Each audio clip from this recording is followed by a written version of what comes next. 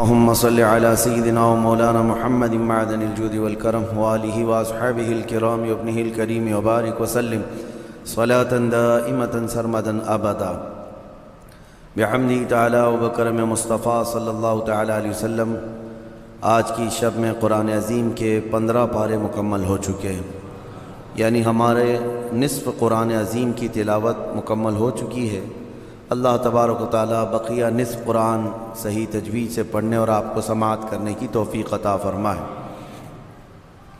آج ہم نے سورۃ الاسراء، جس کو سورہ بنی اسرائیل بھی کہا جاتا ہے، اس کی تلاوت کی، اور سورۃ الکہف، سورہ کہف کی تلاوت کی ہے۔ یہ دو بہت عظیم صورتیں ہیں قرآن عظیم میں، بالکل درمیان میں آئی ہیں یہ دونوں صورتیں، اور شروع ہی میں اللہ تبارک و تعالیٰ نے اس میں جو بنی اسرائیل سورہ ہے، اس کو سورۃ الاسراء بھی کہا گیا ہے، پاکی بیان کی اپنی، اور نبی پاک صلی اللہ علیہ وسلم کی معراج کا تذکرہ شروع ہے۔ سبحان الذی اسری بعبدہ لیلا من المسجد الحرام الی المسجد الاقصی، پاک ہے وہ ذات جس نے رات کے ایک حصے میں اپنے بندے خاص کو مسجد حرم سے مسجد اقصی تک کا سفر کرایا۔ الذی بارکنا حولہ، اس مسجد اقصی تک سفر کرایا جس کے ارد گرد اللہ نے برکتیں رکھی ہیں۔ لنریہ من آیاتنا، تاکہ اپنے اس بندے خاص، اپنے محبوب کو اپنی نشانیاں دکھائے۔ تو یہ معراج کے واقعے کا تذکرہ۔ ایک بات یاد رکھ لیں کہ نبی پاک صلی اللہ تعالی علیہ وسلم کی معراج کا سفر مسجد حرم سے مسجد اقصی تک کا قرآن سے قطعی ہے، ثابت ہے۔ اس کا انکار کفر ہے، اس کا انکار کفر ہے، کیونکہ قرآن پاک سے ثابت ہے۔ باقی معراج کا جو تفصیلی واقعہ ہے، مسجد اقصی سے لے کر آسمانوں کا سفر اور پھر تفصیل، یہ احادیث پاک سے ثابت ہے۔ نبی پاک صلی اللہ علیہ وسلم کی کئی طویل حدیثیں ہیں جس میں پورا تذکرہ موجود ہے، لیکن شروعات کا اتنا حصہ قرآن پاک میں موجود ہے۔ یہ سورۃ الاسراء، اسراء کہتے ہیں سفر کو، اور رات کے وقت سفر کرنے کو کہا جاتا ہے۔ اس سورے میں اللہ تعالیٰ نے بڑے اہم احکام بیان کیے، خصوصیت کے ساتھ۔ اللہ فرماتا ہے تمہارے رب نے یہ فیصلہ فرما دیا کہ تم اللہ کے سوا کسی کی عبادت نہ کرو اور اپنے والدین کے ساتھ اچھا سلوک کرو۔ وَبِالْوَالِدَيْنِ إِحْسَانًا، والدین کے ساتھ اچھا سلوک کرو۔ اچھا سلوک کا مطلب کس طرح سے بتایا گیا؟ اِمَّا يَبْلُغَنَّ عِنْدَكَ الْكِبَرَ أَحَدُهُمَا أَوْ كِلَاهُمَا فَلَا تَقُلْ لَهُمَا أُفٍّ، ان دونوں میں سے کوئی ایک بڑھاپے کو پہنچ جائے یا دونوں بوڑھے ہو جائیں۔ توجہ نوجوانوں، ماں باپ میں سے کوئی ایک بوڑھا ہو جائے یا دونوں بوڑھے ہو جائیں، اللہ فرماتا ہے اب ان کو اف تک نہ کہنا۔ فلا تقل لہما اف، اف تک نہ کہنا۔ ولا تنہرہما، اور نہ ہی ان کو جھڑک کر بات کرو۔ وقل لہما قولا کریما، جب ان سے بات کرو تو نرم انداز میں بات کرو۔ جس نے اپنی ماں سے یا اپنے باپ سے سخت لہجے میں بات کیا، اس نے اپنی پچھلی کی ہوئی ساری نیکیاں ضائع کر دیا، اس کی نیکیاں ختم کر دی گئیں۔ اس کے رزق سے برکت اٹھا لی جاتی ہے جو اپنے والدین سے سخت لہجے میں بات کرتا ہے۔ نافرمان، جس نے اپنے والدین کا دل دکھایا۔ حدیث پاک میں میرے آقا صلی اللہ علیہ وسلم فرماتے ہیں، حضور فرماتے ہیں میں اگر چاہوں تو اس کے گھر کو آگ لگا دوں دنیا میں ہی، اس کو جینے کا کیا حق ہے؟ یہ سخت ترین چیز ہے۔ ہمارے بچے، ہمارے نوجوان، ان کو ایسا لگتا ہے ماں باپ بالکل عام سے لوگ ہیں، جیسے چاہیں ویسے بات کریں۔ انہوں نے تمہیں لاڑ و پیار سے پالا ہے تو اس کا مطلب یہ نہیں ہے کہ تم ان کے اوپر حاکم بنو۔ اور آج کے بچے جو کر رہے ہیں اپنے ماں باپ کے ساتھ، اس سے وہ حدیث پاک ثابت آ جاتی ہے۔ میرے آقا نے فرمایا سچ، قیامت کی نشانیوں میں سے ایک نشانی ہے ان تلد الامۃ ربتہا، عورت جو ہے اپنا سردار جنے گی، یعنی عورت سے جو بیٹا پیدا ہوگا وہ سردار بنے گا، یعنی خود ماں کے اوپر ہی حکومت کر رہا ہے۔ باندی اپنا سردار جنے گی، مطلب یہ ہے ماں باندی بن کر کے رہے گی، کنیز بن کر کے رہے گی، اور بیٹا حاکم بن کر رہے گا۔ یہ اکثر گھروں کا رواج ہے۔ ماں تو کام کی مشین ہے، ماں تو باندی ہے، گھر کی کنیز ہے، وہ تمہیں جو چاہیے وہ سب اس ماں سے ہی کرواؤ۔ ماں تمہارے کپڑے بھی دھوئے، ماں تمہارا کچرا بھی صاف کرے، ماں تمہارے برتن بھی دھوئے، تم جہاں بیٹھے ہو وہاں تمہارے لیے کھانا بھی لا کر پروسے۔ کنیز ہی تو ہے تمہاری، تم نے اس کو باندی بنا رکھا ہے، پلس اس کے اوپر حکم الگ جماتے ہو۔ اتنا سخت ترین گناہ ہے یہ، اللہ نظر رحمت نہیں فرماتا اس بندے پر، اللہ نظر رحمت نہیں فرماتا۔ نبی پاک صلی اللہ تعالیٰ علیہ وسلم کے فرامین اگر دیکھیں، ان لوگوں کی فضیلت آئی ہے قرآن میں بھی اور حدیث میں بھی۔ آپ کو میں بتاؤں، سیدنا موسیٰ علیہ الصلوۃ والتسلیم نے ایک بار اللہ کریم کی بارگاہ میں یوں عرض کی کہ مولا میرا جنت میں رفیق کون ہے؟ دنیا میں بہت سارے قریبی ہیں، جنت میں میرا رفیق، میرے ساتھ رہنے والا کون ہے؟ اللہ تبارک و تعالیٰ نے فرمایا کہ فلاں ایک گوشت کا کاروباری ہے، قصاب ہے، اس کا نام بتایا کہ یہ آپ کا جنت میں رفیق ہوگا۔ سیدنا موسیٰ علیہ السلام ڈھونڈتے ہوئے اس کو گئے کہ یہ قصاب کہاں رہتا ہے۔ جا کر دیکھا تو وہ دن بھر گوشت بیچ رہا تھا، اس کے ساتھ رہ کہ اس کی ایسی کون سی نیکی ہے اللہ کہ اس کو نبی کے ساتھ رکھا ہے جنت میں۔ شام ہوئی تو موسیٰ علیہ السلام نے اس سے کہا کہ میں تیرے ساتھ چلوں گھر۔ اس نے کہا بہت اچھی بات ہے، آپ چلیے میرے ساتھ، میرے گھر مہمان ہو۔ گھر لے کر آیا، اس کے چھوٹے بچے بھی تھے۔ موسیٰ علیہ الصلوۃ والتسلیم گھر گئے تو دیکھا اس نے جلدی سے اپنے گھر میں جا کر کچھ چیز روٹی یا دودھ لیا، اور اللہ کے نبی کو بھی بٹھایا ہے اور اپنے بچوں کو بھی بٹھایا ہے، اور اس کی ماں بستر پر تھی، اسے جا کر دودھ میں روٹی چور کر نرم کر کر کے کھلا رہا ہے، اور اس کی ماں بستر پر سے ہاتھ اٹھاتی اور کہتی مولا میرے بیٹے کو تو جنت میں موسیٰ کا ہم نشین بنا دے۔ یہ اللہ تبارک و تعالیٰ نے اس ماں کی دعا سے اس بندے کو، ماں کے خدمتگار کو جنت میں موسیٰ علیہ السلام کا رفیق بنایا۔ میرے عزیزو، ماں باپ کو اپنے کنیز یا اپنے غلام نہ سمجھنا، یہ باندی یا تمہارے غلام نہیں ہیں۔ اور رب تبارک و تعالیٰ نے ان آیتوں میں فرمایا وَاخْفِضْ لَهُمَا جَنَاحَ الذُّلِّ مِنَ الرَّحْمَةِ وَقُلْ رَبِّ ارْحَمْهُمَا كَمَا رَبَّيَانِي صَغِيرًا۔ ان کے سامنے جب جاؤ تو اپنے بازوؤں کو نرمی سے بچھا دو۔ بازوؤں کو بچھا دینا مطلب کیا ہے؟ ان کے سامنے عاجزی کرو۔ تمہارے باپ بوڑھے ہو جائیں، تمہاری ماں بوڑھی ہو جائے، ان کو یہ احساس بھی نہ ہونے دو کہ وہ ایک چیز کو بار بار بول رہے ہیں۔ یہ آداب میں لکھا بھی ہے مفسرین نے کہ بڑھاپے میں اگر وہ تم سے دوسری بار سوال کریں ایک ہی چیز کو تو یوں نہ کہنا کہ ابا ابھی تو پوچھے تھے پھر پوچھ رہے ہو آپ، بلکہ ہر بار نئے انداز میں ان کو جواب دو تاکہ اسے احساس بھی نہ ہو کہ وہ بھول رہا ہے۔ یہ حقیقت میں فرمانبرداری ہے بچوں کی، ورنہ دنیا پرست آج ایسے ہو گئے ہیں کہ نعوذ باللہ من ذالک، ماں باپ کو وہ دیکھنا بھی پسند نہیں کرتے، بات کرنا بھی پسند نہیں کرتے۔ کتنے بوڑھے ایسے ہیں، کتنے بوڑھے ایسے ہیں۔ پھر بھی غنیمت ہے ہمارے ملک میں، یورپین کنٹریز، امریکہ میں ایسے حالات ہیں کہ بوڑھے اپنے گھروں میں رہتے رہتے مر جاتے ہیں۔ ہاسپٹل کو پڑوسی لوگ اطلاع کرتے ہیں کہ اس گھر میں جو بوڑھا تھا انتقال کر گیا، آ جاؤ اس باڈی لے جاؤ۔ بیٹے نہیں ہوتے ساتھ میں، کوئی نہیں ہوتا۔ اور آپ پوچھ لینا، مجھے وہاں کے رہنے والوں نے بتایا ہے کہ ایک بوڑھا یا ایک بوڑھی عورت کو کبھی کوئی پوتا ملنے آئے تو اس دن اس کی عید کا دن ہوتا ہے۔ وہاں پر بہت اس کو اہمیت دی جاتی ہے کہ کسی کا پوتا یا کسی کا نواسا، ناتی ملنے کے لیے آ گیا بوڑھے کو، تو کہا گیا کہ اس کا گھر جو ہے عید کی طرح ہو جاتا ہے، اتنی خوشیاں ہوتی ہیں۔ اس طرح سے اولاد کو دور کرنے کا نظام بنا کر وہ دنیا میں امن کی بھی بات کرتے ہیں۔ بہرحال یہ قیامت کی نشانیاں ہیں۔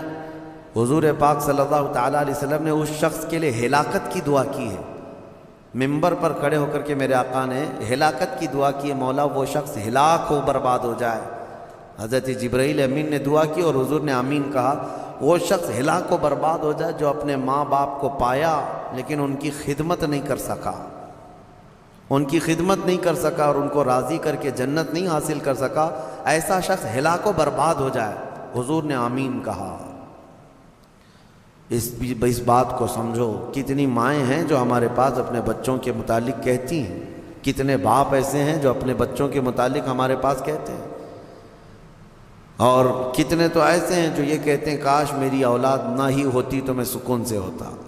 تو تم ایسے تو نہ بن جاؤ کہ تمہارے والدین تمہارے پیدا ہونے پر بھی افسوس کرنے لگ جائیں، وہ زیادہ دن تک تمہارے ساتھ رہنے والے نہیں ہیں، کیا خبر۔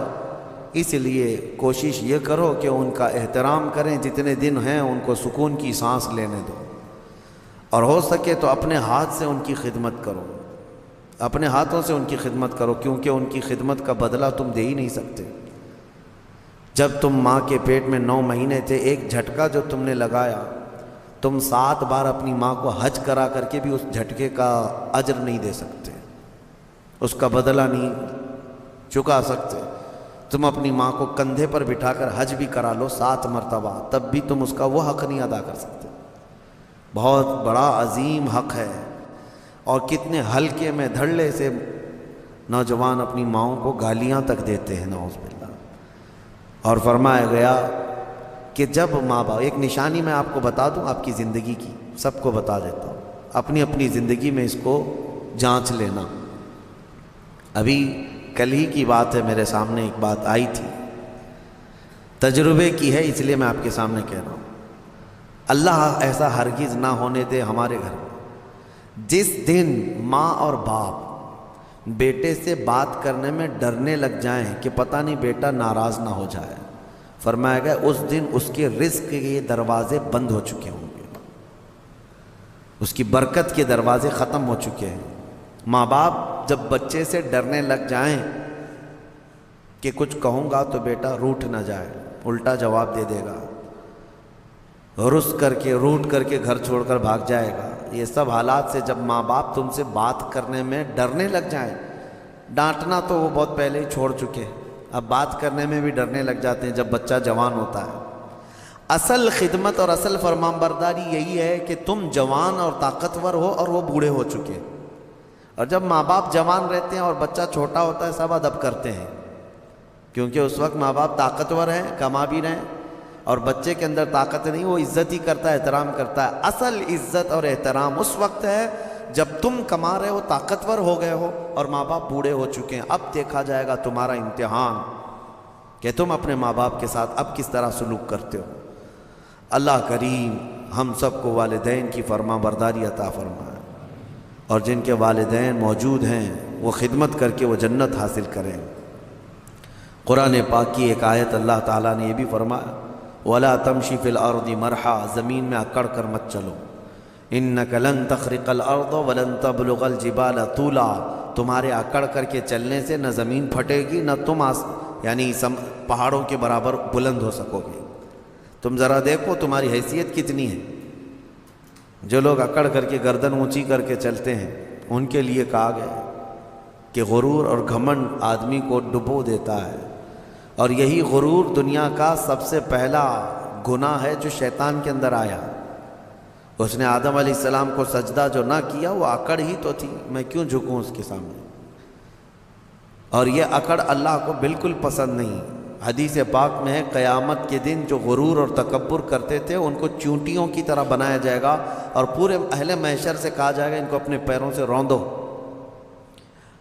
غرور اور تکبر نہ آنے کے لیے جو علاج ہے اس میں کوشش یہ کرو کہ سلام میں تم پہل کرو، مسلمان کو دیکھو تو پہلے سلام کرو۔ عاجزی آنے کا ایک راستہ ہے، غرور اور تکبر کو ختم کرنے کا ایک ذریعہ ہے۔ میرے آقا صلی اللہ علیہ وسلم نے فرمایا سلام کرو ہر ایک کو۔ اور دوسری بات یہ ہے کہ نبی پاک صلی اللہ تعالیٰ علیہ وسلم نے یہ فرمایا کہ جو شخص یہ خواہش کرتا ہے کہ لوگ اس کے لیے کھڑے رہیں، جو خواہش کرتا ہے تو اس کے اندر یہ تکبر ہے۔ جو شخص یہ خواہش کرتا ہے کہ لوگ اس کے عزت کے لیے کھڑے رہیں، وہ اس کے اندر غرور ہے، تکبر ہے۔ ہاں بغیر اس کی خواہش کے کوئی تعظیم کرتا ہے تو یہ اس پر قصور نہیں ہے۔ علماء کرام کا، اساتذہ کا، مشائخ کا ہم ادب کرتے ہیں، کھڑے ہوتے ہیں، لیکن ان کے حکم سے نہیں ہے، یہ ہم اپنی عاجزی کے ساتھ کھڑے ہوتے ہیں۔ یہ ادب ہر ایک کے دل میں ہے۔ ماں باپ آئے ہیں تو ہم کھڑے ہو جاتے ہیں۔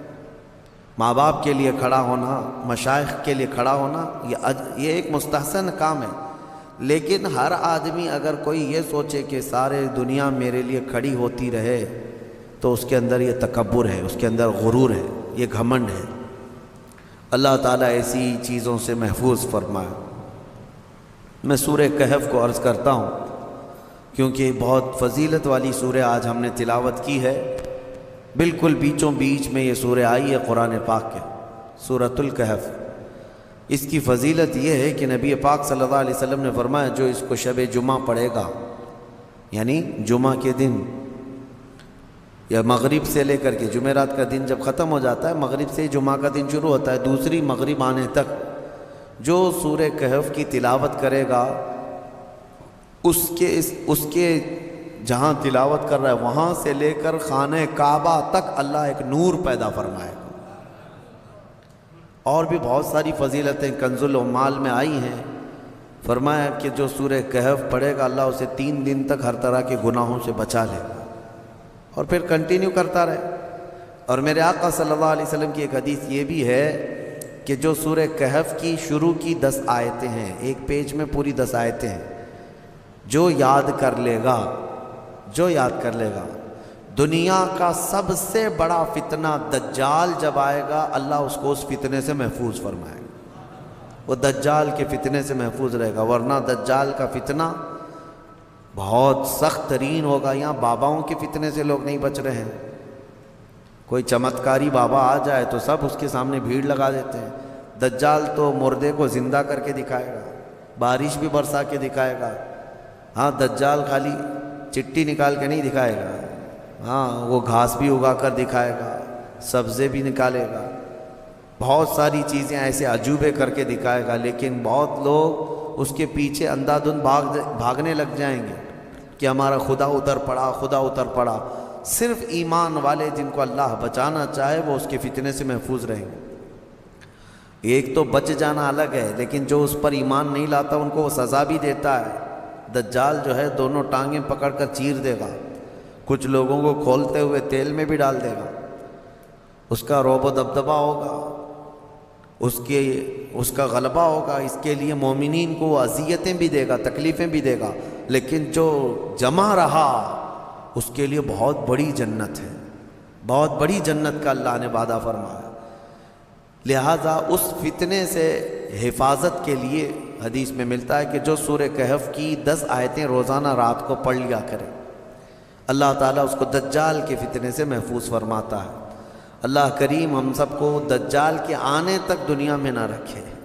اگر فتنہ اللہ تبارک و تعالیٰ کوئی آزمائش کا ارادہ فرمائے تو ہمیں بغیر آزمائے، بغیر فتنے میں مبتلا کیے دنیا سے اٹھا لے، ہمیں صحیح و سلامت اللہ موت عطا فرمائے۔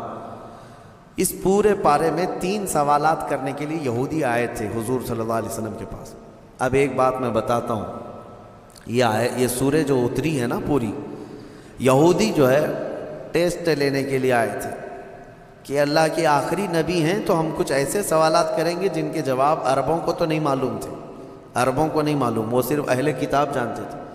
وہ 3 سوالات کیا لے کر کے آئے تھے حضور صلی اللہ علیہ وسلم سے؟ انہوں نے کہا روح کس کو کہتے ہیں؟ روح جہاں معلوم ہے سب کے پاس ابھی، روح کس کو کہتے ہیں؟ دوسرا ان کا یہودیوں کا سوال تھا اصحاب کہف کون تھے اور کتنے تھے؟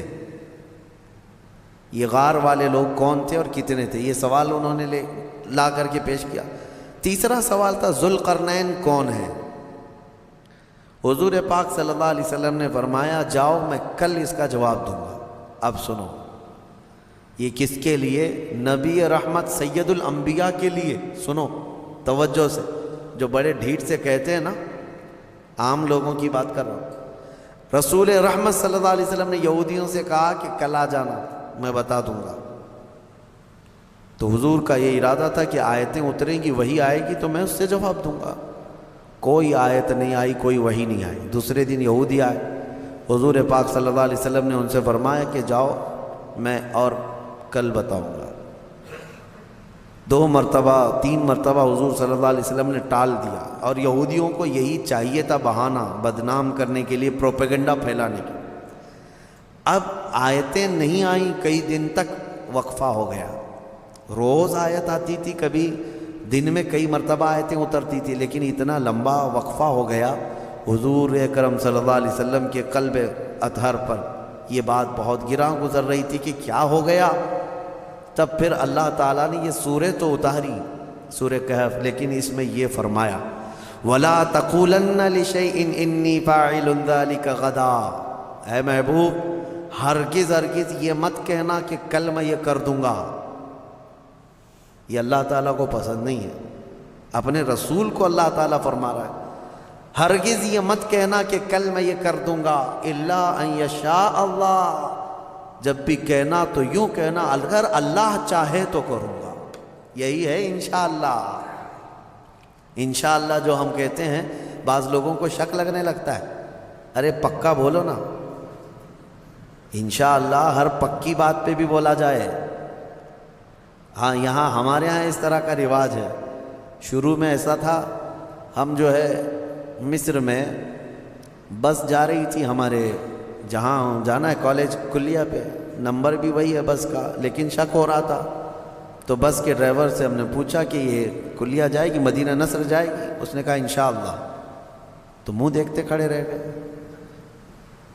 پھر سے اس سے پوچھا کہ جائے گی وہاں پہ جائے گی؟ اس نے کہا انشاءاللہ، بیٹھو۔ یہ انشاءاللہ وہ یقین کے لیے بول رہے ہیں، لیکن جو کھڑے ہیں ان کو ایسا لگ رہا ہے پتہ نہیں یہ پکا ہے بھی کہ نہیں ہے۔ نعوذ باللہ، یہاں لوگوں نے بھی جو ہے اس طرح سے بنا لیا ہے کہ اگر ان کو ایسا لگتا ہے کہ ڈاما ڈول ہے تو ہم یہ بول کے نکل جائیں۔ ٹھیک ہے، اگر آپ کو کسی معاملے میں شک ہے تب بھی کہو انشاءاللہ، لیکن جس معاملے میں یقین ہے اس میں بھی کہو انشاءاللہ۔ یقین ہے اس میں بھی کہو انشاءاللہ۔ اب آپ کو اس مجلس میں بیٹھے ہیں، آپ گھر جانا ہے نا آپ سب کو، جبکہ پکا معلوم ہے ابھی اٹھیں گے، اب جائیں گے آپ سب لوگ، لیکن آپ کو کہنا کیا چاہیے؟ انشاءاللہ۔ اگر اللہ چاہے تو میں جاؤں گا، ورنہ ہمیں پتہ نہیں، دروازے کے باہر نکلنے سے پہلے بھی موت آ سکتی۔ انشاءاللہ کی عادت ہو، اور اللہ نے اپنے رسول کو تنبیہ فرمائی ہے کہ آپ ایسا نہ کہیں کہ کل میں بتا دوں گا، بلکہ یوں کہیں کہ اگر اللہ چاہے تو، اگر اللہ چاہے تو۔ یہاں لوگوں میں یہ رواج قائم ہو، ہر ایک آدمی یقین والے معاملے میں بھی کیا کہے؟ انشاءاللہ، اللہ تعالیٰ چاہے تو میں ہی کروں گا۔ ہمارے استاد ایک کہتے تھے، ایک آدمی گھوڑا خریدنے کے لیے آیا، پیسے تھے اس کے پاس 50,000 روپے۔ امام صاحب کے پاس آیا، کہا کہاں جا رہے ہو؟ کہا گھوڑا خریدنے جا رہا ہوں۔ تو حضرت نے پوچھا کب؟ آج ہی خریدو گے؟ کہا اب بھی خرید کے لا رہا ہوں۔ امام صاحب نے، حضرت نے کہا بیٹا انشاءاللہ بولو۔ کہا انشاءاللہ انشاءاللہ کچھ نہیں، ابھی جا رہا ہوں مارکیٹ میں، دیکھو پیسہ بھی ہے، لے کے یہاں آؤں گا۔ یہ یہاں کا رواج ہے، یعنی انشاءاللہ وغیرہ کی ضرورت نہیں ہے، ابھی جا رہا ہوں پکا ہے، لے کے آؤں گا۔ انہوں نے کہا پھر بھی بولو۔ کہا نہیں، اس کی کیا ضرورت ہے۔ گیا، وہ گھوڑا خریدنے کے لیے مارکیٹ میں گیا تھا، اس سے پہلے کھانے کے لیے کسی ہوٹل میں گیا، کھانا کھایا، خوب بریانی وغیرہ ساری چیزیں، کسی نے اس کے پاس پیسے مار لیے، پوری پاکٹ کاٹ لیا، پورے جتنے پیسے تھے۔ اب اس کے بعد اٹھا، اس کے پاس بل دینے کے لیے بھی پیسے نہیں تھے۔ تو ہوٹل والوں نے کہا کہ یہ تو چور چکا دکھ رہا ہے، اتنا سب کھا لیا اور بل دینے کے لیے برسوں پہلے کی بات ہے۔ اس کو وہیں پر لگا دیا اور کہا کہ پورے برتن دھل کے جائے یہاں سے۔ ہوٹل کے پورے برتن اس سے دھلوائے، صفائی کروائے۔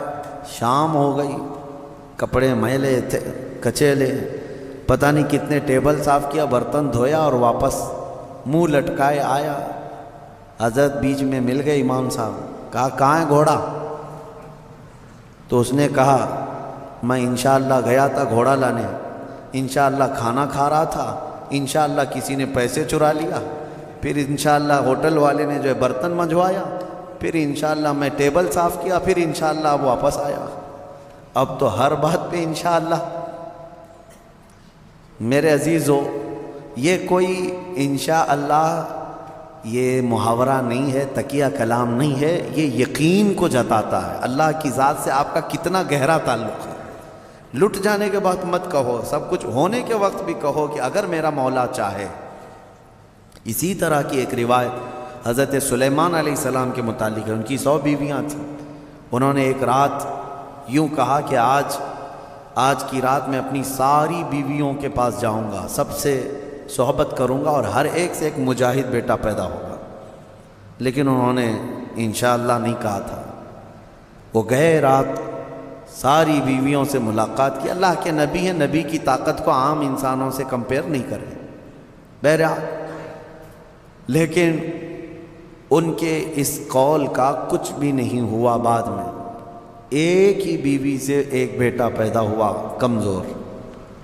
روایتوں میں یہ فرمایا گیا کہ اللہ نے فرمایا اگر انشاءاللہ وہ کہتے ہیں، اللہ اگر چاہے تو رب تعالیٰ ساری چیزیں ویسی ہی فرماتا جیسے انہوں نے کیا۔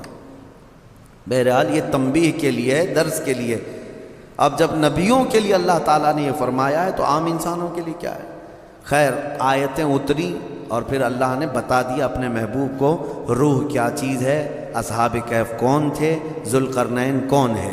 یہ تینوں کے جوابات جو یہودی پوچھ کر کے پروپیگنڈا پھیلا رہے تھے کہ رسول کو نہیں پتہ ہے، اللہ نے قرآن میں یہ تینوں کے جوابات اتارے۔ روح اللہ کا ایک حکم ہے، اللہ کا نور ہے، اور اصحاب کہف اللہ نے فرمایا کچھ لوگ کہتے ہیں 5 تھے، 6 تھے، اور کچھ کہتے ہیں 7 تھے، 8واں ان کا کتا ہے۔ اے محبوب آپ فرما دیں ان کی صحیح تعداد اللہ ہی کو معلوم ہے۔ 7 لوگ تھے نوجوان، اور ذوالقرنین ان کے بارے میں پھر میں بتاؤں گا۔ اصحاب کہف کے بارے میں مختصر سی بات بتا دیتا ہوں۔ ایک بادشاہ تھا دقیانوس، وہ بادشاہ مرتد اس طرح کہ وہ آخرت کا بھی انکار کر رہا تھا، اور وہ اپنا ایک الگ دھرم چلا رہا تھا۔ عیسیٰ علیہ السلام کا دین پرانا ہو گیا، یعنی عیسیٰ علیہ السلام کے دین میں ہی یہ چیزیں ہو رہی تھیں۔ تو وہ اس زمانے میں سب لوگ بت پرستی میں اور خدا کے انکار میں مبتلا تھے۔ تو 6-7 لوگ ایسے تھے جو بادشاہ کے سپاہیوں میں تھے یا وزیروں میں تھے یا الگ الگ تھے۔ یہ لوگ پوشیدہ طور پر اللہ ہی کی ذات پر یقین رکھتے تھے، ایمان رکھتے تھے، لیکن یہ ظاہر نہیں کر رہے تھے کہ ان کے بادشاہ مار ڈالے گا۔ لیکن کب تک اس طرح چھپ کر کے رہیں؟ تو یہ 7 لوگ یا 8 لوگ جتنی ان کی تعداد تھی، ایک جگہ یہ لوگ مل لیا اور کہا کہ ہم یہ شہر چھوڑ کر بادشاہ کی سلطنت سے دور چلے جاتے ہیں تاکہ ہمیں ہمارے دین پر آسانی سے عمل کا موقع ملے۔ وہ سب بادشاہ کو چھوڑ کر کے اچانک ایک دن رات کو طے کر کے نکلے۔ راستے میں ایک کتا ان کے ساتھ ہو گیا۔ انہوں نے کتے کو کہا کہ یہ کتا کہیں بھوکے گا تو ہم کو پکڑوا دے گا، اس کو چھوڑ دو۔ تو کتے نے فصیح زبان میں کہنا شروع کیا کہ میں بھونک کر پکڑوانے کے لیے نہیں بلکہ میں تمہاری حفاظت کے لیے ساتھ چل رہا ہوں۔ اللہ نے اسے زبان دی، یہ واقعہ موجود ہے۔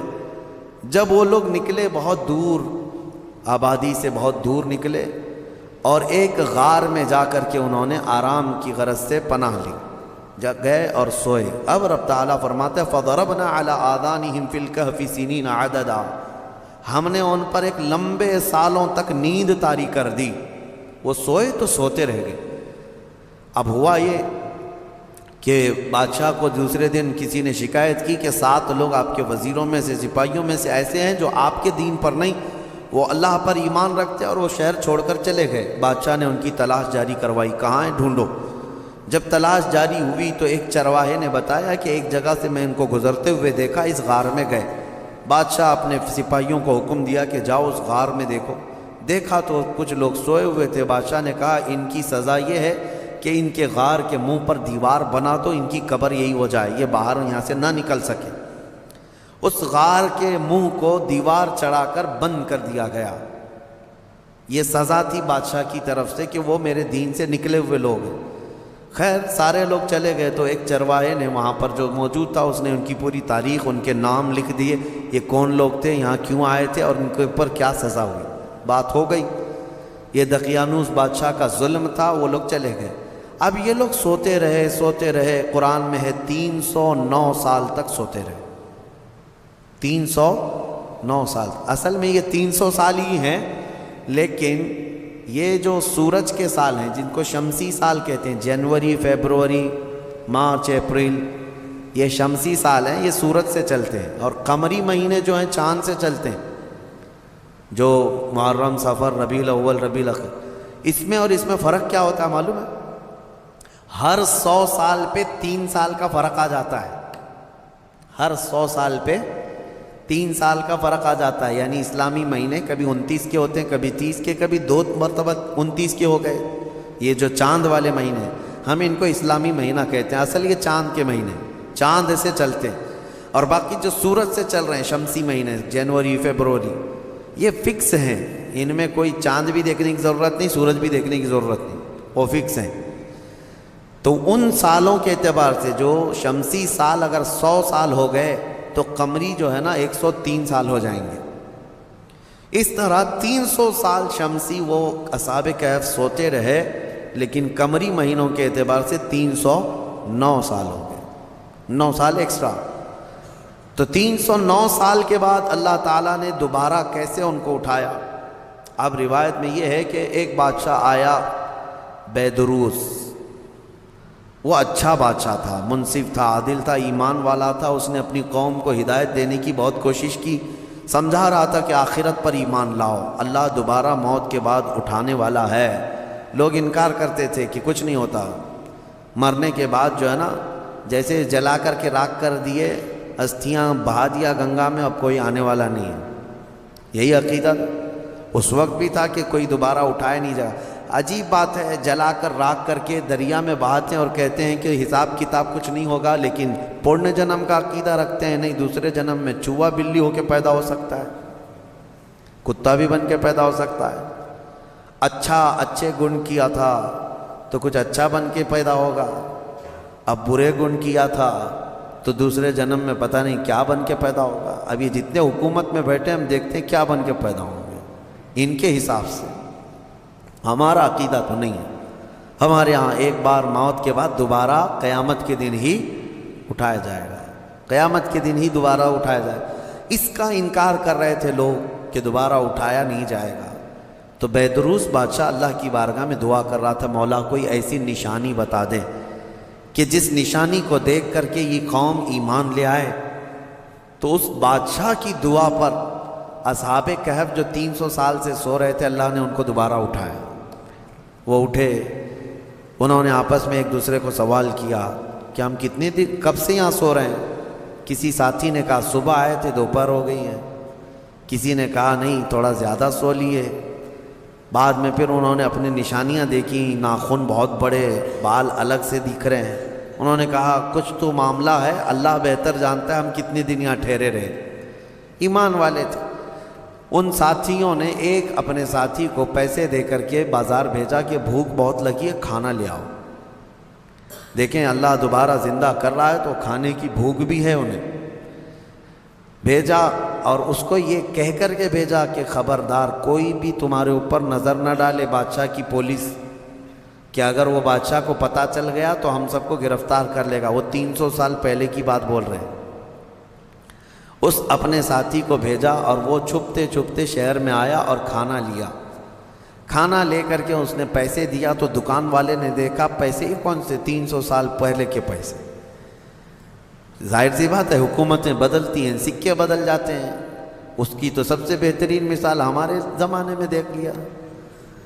آپ لوگوں کو تو یہ سب سمجھانے کی ضرورت نہیں، پرانی 500 کی نوٹ کہاں ہیں، 1000 کی نوٹ کہاں ہیں۔ حکومتیں جب چاہیں ڈی مونیٹائزیشن کرتی رہتی ہیں۔ بہرحال تو وہ سکے جو ہے دیکھ کر کے دکان والے نے پوچھا تھا اچھا وہ چاندی اور سونے کے ہوا کرتے تھے، پوچھا کہ یہ تمہارے ہاتھ کہاں سے آئے؟ کہا یہ میرے اپنے پیسے ہیں۔ دکان والا امانت دار تھا، اس نے دکان میں کھڑا کیا اور جا کے پولیس کو خبر کر دیا۔ پولیس کو خبر کر دیا اور کہا کہ میرے پاس ایک ایسا آدمی آیا ہے، لگتا ہے اس کے ہاتھ میں کوئی پرانا خزانہ ہاتھ میں آیا ہے، لہٰذا اسی لیے میں آ کر کے تم کو خبر دے رہا ہوں، اس زمانے کا کوئی بہترین ٹپر ہوگا وہ، جا کر کے پولیس کو پہلے سے ٹپ دے دیا ہے بہت سارے لوگ۔ اور مجھے تو افسوس اس بات کا ہوتا ہے کہ ہم پر یہ بلیم بھی کرتے ہیں کچھ بڑے لوگ کہ آپ کے محلے ٹپروں سے بھرے ہوئے ہیں، یعنی پولیس کو کہ مخبر جاسوس مسلمان محلوں میں بہت بھرے ہوئے ہیں۔ یہ سب دوسرے لوگ ہم سے کہتے بھی ہیں، خاص کئی لوگ اسی کام میں صبح و شام کر رہے ہیں۔ اب تو لوگوں کو شرم بھی نہیں آتی، فخر سے کالر چوڑا کر کے بولتے ہیں ہاں ٹپ دیتے ہیں، جاسوسی کرتے ہیں، کس کی؟ مسلمانوں کی۔ اللہ انہیں ہدایت عطا فرمائے۔ تو وہ بیچارہ دکان والا پولیس کو جو جا کر کے خبر کر دیا، پولیس پوری آ گئی بادشاہ کی، لیکن کون سے؟ اب کے بادشاہ کی، بیدروس کی۔ یہ اصحاب کہف میں سے جو لے کے کھانا لینے آئے تھے ان کو پکڑ لیا، کہا کہ تمہارے پاس یہ پیسے کہاں سے آئے؟ کہا یہ میرے اپنے پیسے ہیں، میرے اور بھی ساتھی وہاں انتظار کر رہے ہیں۔ بادشاہ کے سامنے لے کر کے حاضری پیشی کر دی پولیس نے۔ بادشاہ نے پوچھا یہ کیا ہے، کہاں سے آئے ہو؟ انہوں نے اپنا واقعہ بتایا، اس کرسی پر آپ تو نہیں، کوئی اور تھا، یہاں ہم جب گئے تھے کوئی اور تھا، اب آپ آئے ہمیں معلوم نہیں ہے، ہم یہاں سے اپنا ایمان بچا کر گئے تھے، ہم سوئے غار میں اور بھوک لگی تو کھانے کے لیے آئے۔ بیدروس کو معلوم تھا کہ ایک دقیانوس بادشاہ کے ظلم سے کچھ لوگ شہر چھوڑ کر گئے تھے اور ان کے غار پر دیوار بنا کر ان کی قبر بنا دی گئی تھی۔